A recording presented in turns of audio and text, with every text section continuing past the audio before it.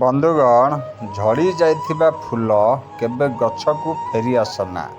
ତେଣୁ ଅତୀତ ବିଷୟରେ ଚିନ୍ତା ନ କରି ବର୍ତ୍ତମାନକୁ ଭଲ ପାଆନ୍ତୁ। ଉତ୍ସାହିତ ହେବାର ଅଭିନୟ କରୁଥିବା ବ୍ୟକ୍ତି ହିଁ ଜଣେ ଚମତ୍କାର କଳାକାର ହେଇଥାଏ। ସ୍ୱପ୍ନ ଓ ବାସ୍ତବତା ମଧ୍ୟରେ ଏତିକି ପାର୍ଥକ୍ୟ, ଜଣେ ରାତିରେ ଶୁଆଇ ଦିଏ ନାହିଁ, ଅନ୍ୟ ଜଣେ ଦିନରେ ଶୁଆଇ ଦିଏ ନାହିଁ।